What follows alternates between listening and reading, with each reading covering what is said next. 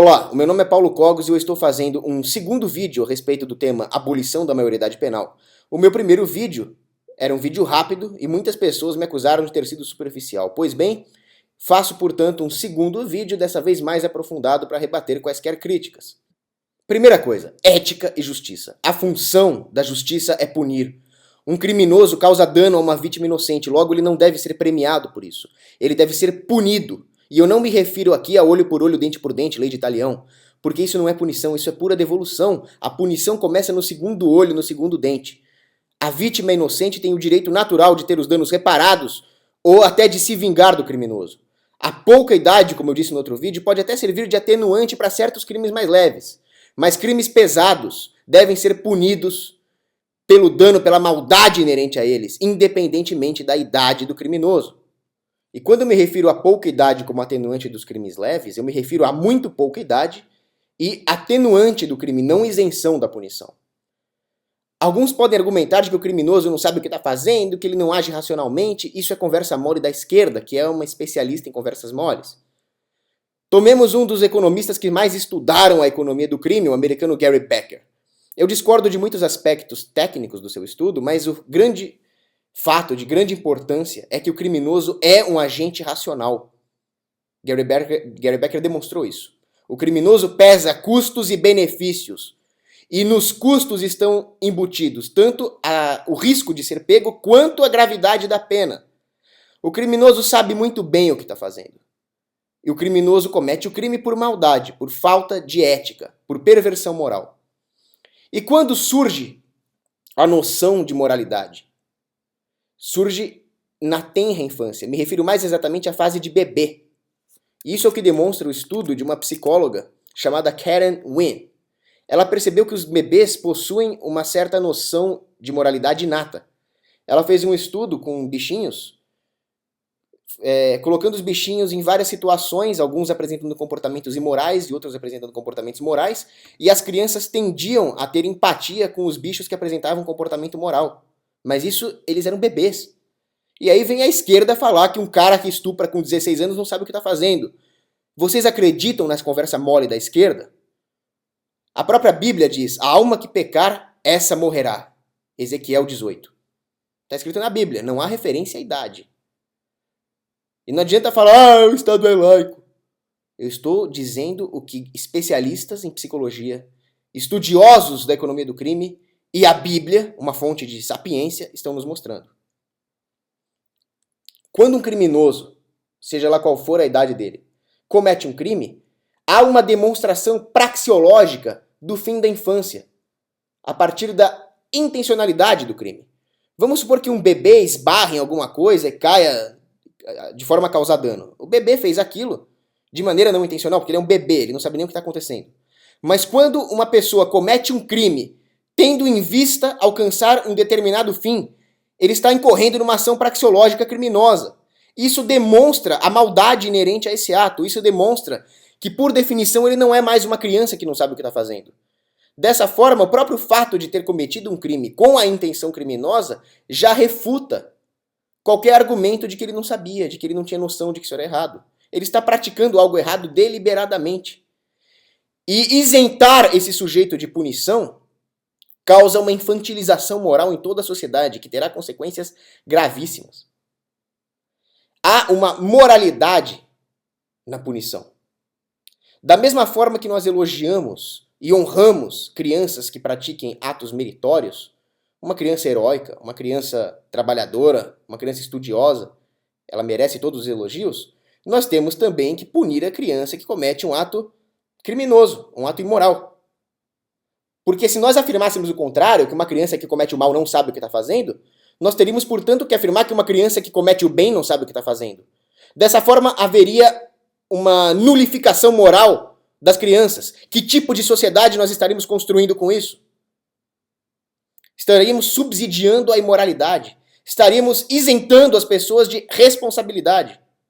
Este subsídio à imoralidade, causado pela leniência penal com menores que praticam esses crimes, retira das famílias os incentivos para educar as crianças, para prepará-las para conviver em sociedade, já que as consequências de atos antissociais serão relativizadas. Isso enfraquece a família, sendo que a família é aquela que detém o papel de educar as crianças. É também uma tentativa do Estado sobrepujar e atropelar o papel da família. Cuidado com isso. A família precisa aprender a educar as crianças. E se a criança praticar um ato imoral, ela será punida. Isso é incentivo para os pais fazerem as crianças entenderem logo o que é certo e o que é errado, porque não haverá leniência. Esse é o caminho. Se vocês procurarem na internet, vocês vão achar argumentos contra e a favor a redução da maioridade penal que giram em torno de pura engenharia social, índices gerais de criminalidade, programas sociais. Nada disso interessa. O que interessa é fazer justiça para o indivíduo. E por isso que a jornalista Raquel Sherazade, da qual eu discordo em muitos outros pontos, fez uma lista brilhante de uma profundidade filosófica que remete à deontologia, aos direitos naturais do indivíduo, que são 10 argumentos a favor de reduzir a maioridade penal, ou que eu defendo abolir. Esses são os 10 argumentos que valem. Primeiro argumento: Liana Friedenbach, 16 anos, sequestrada, torturada, estuprada, esfaqueada e morta para o filho da puta do Champinha, que tinha 16 anos. Vitor Hugo Detman, assassinado com um tiro na cabeça por um assaltante a um dia de completar 18 anos. E aí ela lista outras 8 vítimas desses crimes, incluindo a dentista Cíntia Magali de Souza, que foi queimada viva por um assaltante de merda de 17 anos. Desculpem os palavrões, mas eu não aguento quando se trata desses casos. Esses são os argumentos que importam. Esses seres humanos foram brutalmente assassinados. A família deles teve sua vida destruída. E não interessa os seus argumentozinhos de engenharia social, bando de esquerdalhas. Interessa fazer justiça para esses seres humanos. Mas vocês não se importam com vidas humanas. Vocês se importam com as suas malditas e falaciosas estatísticas. Porque para vocês, o direito natural, o valor da vida humana é nulo. Para mim, não. Vocês obedecem o líder de vocês, Joseph Stalin, que dizia: uma morte é uma tragédia, milhões é estatística. Para vocês, esquerdistas, essas vítimas são meras estatísticas. Eu defendo o indivíduo. A esquerda vai falar que o importante é a coletividade. Muito bem, mesmo que o importante fosse a coletividade, a esquerda se compadece de indivíduos criminosos, demoníacos, como esses criminosos que praticaram esses crimes, em detrimento de toda a sociedade, porque todos nós estamos menos seguros, estamos à mercê desses criminosos, porque a esquerda os protege, o governo os protege.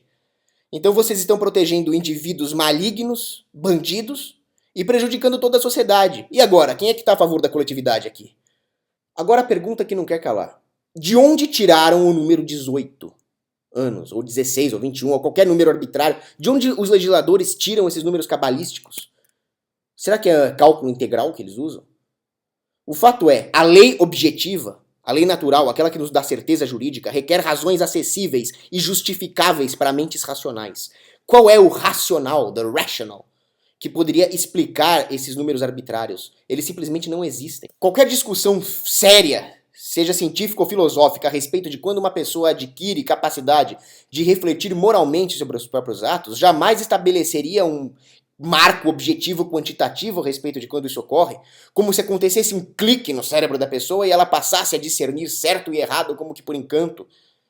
Uma discussão séria se valeria de uma análise subjetiva, com critérios qualitativos a respeito de quando isso ocorre. E de fato, mesmo que eu não concorde com Freud, ele dizia, por exemplo, que a formação do superego se dava ao redor de 5 anos de idade. Ele nunca estabeleceu um marco. A Igreja Católica, por exemplo, para determinar a idade da razão, ela nunca disse que ocorre exatamente aos 7 anos, mas em torno dessa idade. Então o Papa São Pio X, no decreto Quam Singulare, dizia que uma criança atinge a idade da razão ao redor dos 7 anos, mas ressaltava a importância da discricionariedade da família e dos sacerdotes. Se na psicologia, na teologia, nós temos um debate sério, no campo do direito penal nós temos a aberração de um corpo legislador estabelecendo uma idade X ou Y, não importa qual seja, arbitrária, para definir quando uma pessoa deve responder criminalmente. Isso é um absurdo, isso engessa o debate científico no âmbito da ciência do direito, em relação a em que casos uma pessoa tem ou não responsabilidade sobre o crime que ela comete. Isso varia de caso para caso, mas não. Eles colocam uma legislação que vale para todos os casos. One size fits all. John Stuart Mill, em On Liberty, diz que nós aprendemos o valor das nossas ideias ao observar como elas podem lidar com desafios. Como que essa ridícula ideia de que existe uma idade penal definida lida com o desafio daquele desgraçado nojento de 16 anos que entrou numa casa em Tocantins, decepou a cabeça de um bebê, esfaqueou, estuprou a mãe e depois matou outra criança. Não lida. Ou seja, a ideia de que existe uma idade de maioridade penal não tem valor nenhum, ela deve ser rejeitada. Os crimes cometidos por crianças devem ser julgados caso a caso, como todos os outros crimes. Os sistemas judiciais devem funcionar da forma mais descentralizada possível. O jurista Bruno Leone comparava os sistemas mais descentralizados, como o Common Law, a um livre mercado, enquanto que a legislação positivada e centralizada funcionaria como um socialismo de sistemas judiciais. E é o que ocorre mesmo. Os princípios jurídicos que devem nortear as decisões, baseando-se no justnaturalismo, no direito natural, devem ser descobertos a partir da prática. É aquilo que Stringham chama de uma anarquia hayekiana em sistemas judiciais. Assim como as pessoas descobrem quais são os melhores princípios para se fabricar um iPhone através do livre mercado, os princípios jurídicos que nos garantiriam maior certeza jurídica, maior justiça das decisões e maior respeito ao direito natural do indivíduo seriam descobertos se o sistema funcionar da forma mais descentralizada e não com o monopólio dos legisladores. Monopólio este que, como nós já vimos, ele é anticientífico. Esses sistemas descentralizados já funcionaram na história, como a lex mercatória, o direito consuetudinário inglês. Mas hoje o que nós temos é um atropelamento do judiciário pelo monopólio do poder legiferante, que estabelece normas positivadas monopolistas. Ao passo que se nós tivéssemos um sistema descentralizado, a jurisprudência serviria como guia tanto como bom exemplo quanto como mau exemplo. E os juízes, observando essa jurisprudência e se pautando no direito natural, obedeceriam à demanda por justiça e não aos anseios de engenharia social que guiam o sistema centralizado. Todo julgamento é interpretativo, não se escapa disso. Interpreta-se se houve uma violação do direito natural ou se houve uma violação da legislação positivada. O juiz sempre vai ter uma incerteza de onde encaixar cada caso. Mas quando existe uma legislação, a autonomia do judiciário para decidir o que está acontecendo é nulificada em prol do próprio acúmulo de poder do legislativo. Então não há mais incentivos para se buscar os princípios corretos no direito natural, tendo em vista a jurisprudência, que se encaixariam em cada caso. Então não existiria mais justiça, porque as decisões não serão tomadas de acordo com aquilo que realmente está acontecendo, e sim de acordo com aquilo que o governo quer fazer, que o poder legislativo quer fazer. Dessa forma, nós não só teremos um atropelamento do direito individual, causado por essa centralização do poder judiciário, como uma expansão do Estado. As pessoas perdem a capacidade de fazer uma reflexão moral, e é por isso que nós vemos tanta gente defendendo a manutenção desse número 18, esse número cabalístico, como maioridade penal, porque elas simplesmente não pensam mais, elas perdem essa capacidade de refletir moralmente, de ver o absurdo que é deixar um criminoso de 17 anos solto, porque elas normalizam o erro. Olha, 18 anos é a idade. Aí falam em reduzir para 16, mas também é um erro. E o cara de 14 que cometeu um crime bárbaro desses?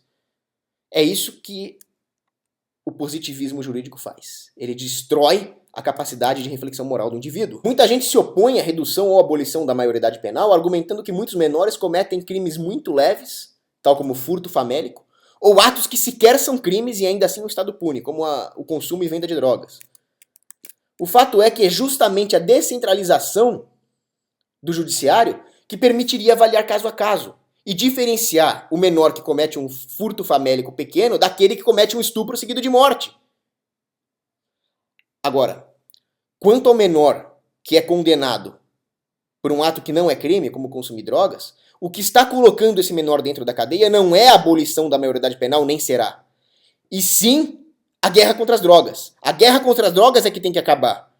Argumentar que por causa dele nós temos que rejeitar a redução ou abolição da maioridade penal implicaria que nós temos que rejeitar qualquer punição, porque maiores de idade também são punidos por atos que não são crimes. Logo, o que deve ser feito é parar de punir aqueles que não cometem crime, como sonegadores, contrabandistas, usuários e vendedores de droga, e não deixar de punir o estuprador, o assaltante, o sequestrador, só porque ele tem menos de 18 anos. Isso é um absurdo. Pessoas inocentes estão morrendo sem ter feito nada. Trabalhadores, pais de família. E tem gente que se opõe a punir esses criminosos.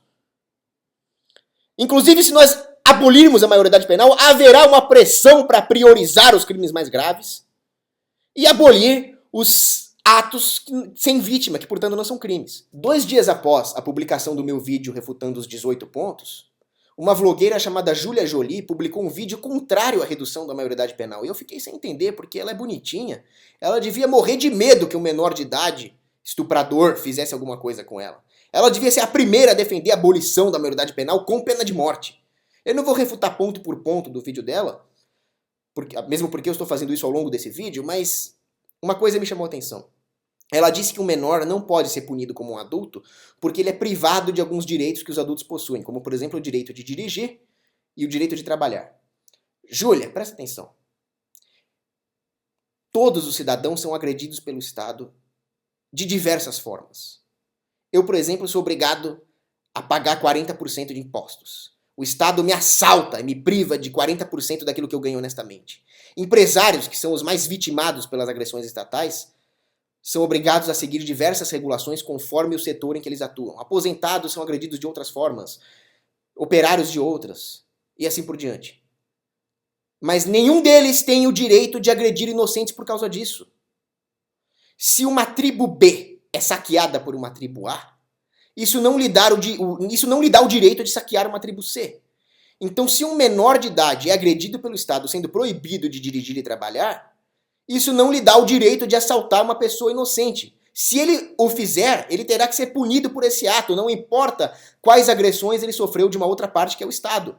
O que nós temos que fazer é acabar com a proibição de menor dirigir e acabar com a proibição do trabalho infantil. E não aliviar para um criminoso. Júlia, você disse no seu vídeo que pelo fato de a Fundação Casa ter um nível de reincidência menor do que o sistema carcerário convencional, não faria sentido colocar os criminosos menores de idade no mesmo sistema prisional que os adultos. Você está esquecendo primeiro da ética punitiva. Se o cara cometer um crime hediondo, ele tem que ser punido como um criminoso hediondo. Segundo, se nós seguíssemos a sua lógica, nós teríamos que colocar os adultos na Fundação Casa. Isso sim não faz o menor sentido. Você esquece das leis econômicas.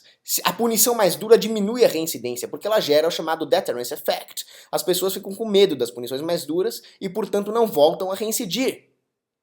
Além disso, por que a Fundação Casa tem uma reincidência menor do que o sistema convencional? É porque na Fundação Casa há uma maior porcentagem de pessoas que estão lá por compra e venda de drogas, que não é crime. Em algumas unidades isso chega até a 90%, ao passo que no sistema carcerário convencional, apenas 2/7 dos presidiários estão lá por compra e venda de drogas. Ou seja, há uma maior porcentagem de criminosos reais, violentos, que, dado o seu maior índice de maldade, o seu maior nível de perversão moral, obviamente eles vão reincidir mais, por isso que eles têm um índice maior. Mas você mesmo deu a solução no seu vídeo.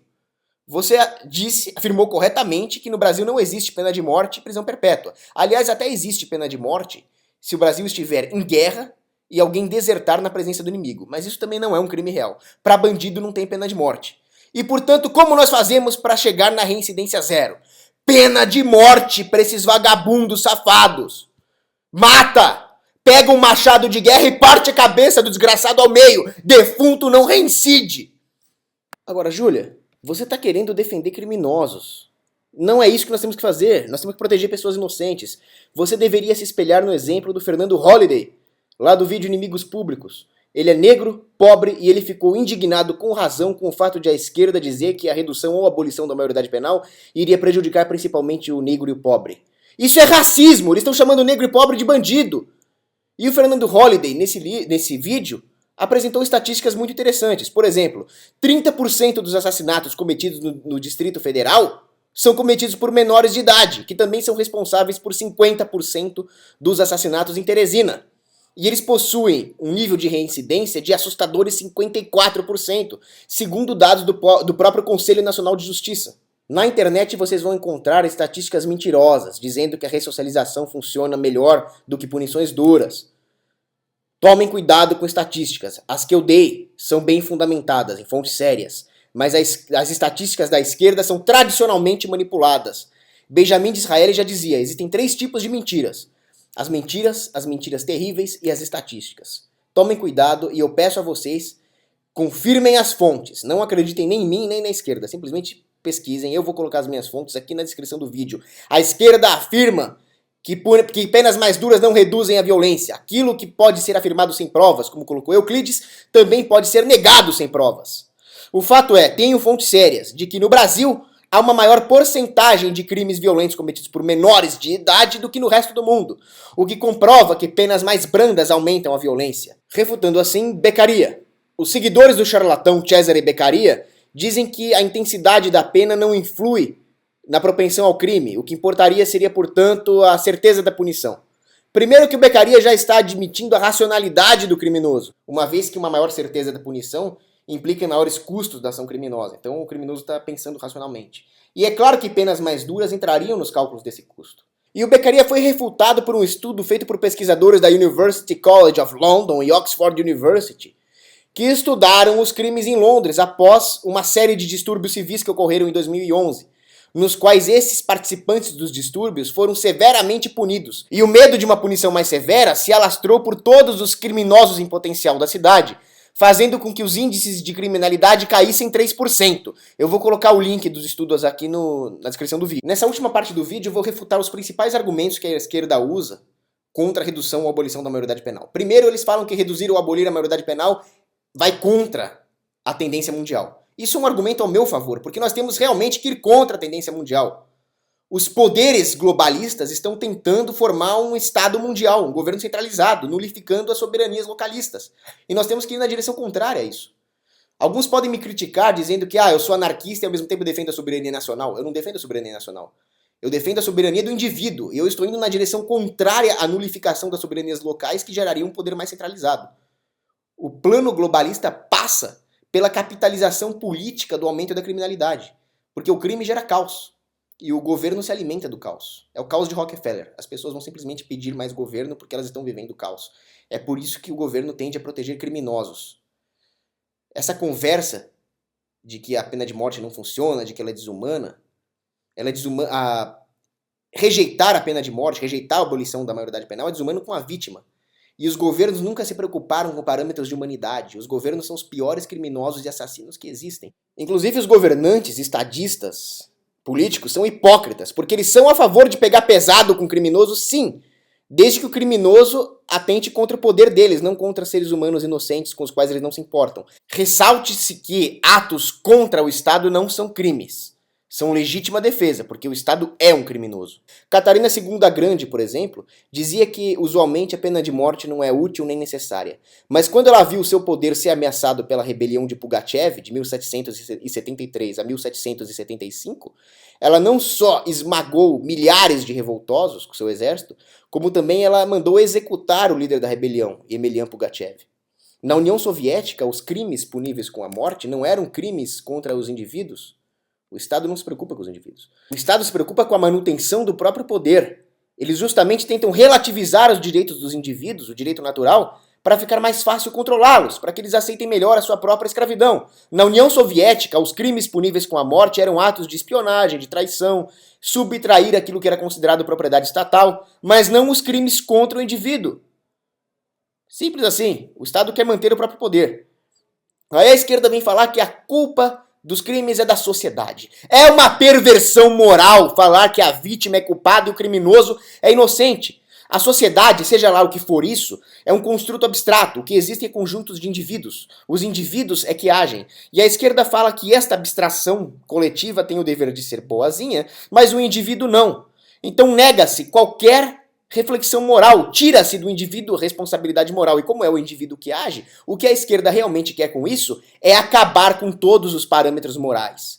É gerar o caos na sociedade. É claro, eles estão seguindo o próprio líder, Vladimir Lenin, que dizia que o crime é resultado dos excessos sociais. A opinião de Lenin é a mesma de William da Silva Lima, o professor, um dos líderes do Comando Vermelho, um dos piores bandidos que já existiram no Brasil. E ele dizia que o crime é a legítima defesa contra a sociedade injusta. É claro que ele fala isso. É do interesse dele, ele é um criminoso. E nós ficaremos do lado de quem? Do criminoso terrorista do Comando Vermelho ou das pessoas de bem? Se você não está preparado para usar a força em defesa da civilização, esteja preparado para aceitar a barbárie, disse Thomas Sowell. Nós não podemos ser leniente com os bandidos, do contrário nós perderemos a guerra contra eles, porque eles não serão lenientes conosco. É o crime o ato injusto, e matar bandido é legítima defesa. Só um relativista moral da pior espécie negaria isso. Aí a esquerda vem falar que o problema é social, mais uma vez chamando o pobre de bandido. O pobre é a maior vítima do crime. 90% das vítimas de crimes violentos no Brasil são pessoas carentes de baixa renda, das classes C, D e E. É o crime que gera pobreza e não o contrário. Num dos documentários do Milton Friedman, chamado Livre para Escolher, ele mostra como que o livre mercado, ou seja, a ausência de agressão estatal contra atividades econômicas, faz com que os pobres tenham acesso a um nível inaudito de prosperidade. Crime estatal ou crime de bandido comum tem na prática efeitos muito parecidos, embora o crime estatal tenha maior legitimação psicológica. Mas o fato é que, tendo em vista a sólida ciência econômica, nós podemos afirmar claramente que o caos material gerado pelo crime é que gera pobreza. A humanidade sempre foi pobre, a pobreza é o estado natural do homem. Nós sempre fomos pobres. Mas se nós tivéssemos a leniência com o crime que nós temos hoje, nos tempos primevos, onde o homem era obrigado a cooperar se quisesse comer, nós não teríamos sobrevivido como espécie. É claro que existia crime e guerras naquela época. Eu não acredito no mito do bom selvagem. Mas também não havia defensor de bandido como tem hoje. Durante a maior parte da história humana, as pessoas foram analfabetas. Quem sabia escrever no Egito Antigo eram os escribas, depois vieram os monges copistas. Mas o fato é que a maior parte das pessoas antes da Revolução Industrial vivia num estado de miséria atroz e nem por isso saíam cometendo crimes. Do contrário, nós jamais poderíamos ter um arcabouço institucional estável capaz de tirar os pobres da pobreza. Agora, a esquerda vem falar que o cara vai deixar de ser estuprador porque sabe cálculo integral? Como é que eles explicam os crimes cometidos pelos ricos? Estão chamando o pobre de bandido. Eles acham que o ser humano não tem capacidade de reflexão moral. Nós simplesmente somos robozinhos e eles acham que os engenheiros sociais precisam fazer uma programação no nosso cérebro para nós não sairmos estuprando. É mais ou menos isso que a esquerda quer que a sociedade pense. Aí a esquerda fala, não, mas a maioria dos jovens não é criminosa, portanto não há necessidade de reduzir a maioridade penal. Realmente, a maior parte dos jovens não é criminosa. A maior parte é honesta. E é eles que nós temos que proteger. A maioria é vítima. Ao abolir a maioridade penal, nós estaremos punindo indivíduos inescrupulosos e preservando vida, liberdade e propriedade de uma maioria honesta, decente. E se a maioria fosse bandida, puniríamos a maioria. Porque o que importa é a inocência, e não se é maioria ou se é minoria. Outro argumento da esquerda para querer manter a maioridade penal em 18 é que se reduzir para 16 vão aliciar os de 14. Se reduzir para 14 vão aliciar os de 12. Então peraí. Quer dizer que se a maioridade penal fosse de 30 anos, você iria ser contra reduzir para 28 porque poderiam aliciar os de 26? Olha aquilo que eu falei, normalização do erro, as pessoas perdem a capacidade de reflexão.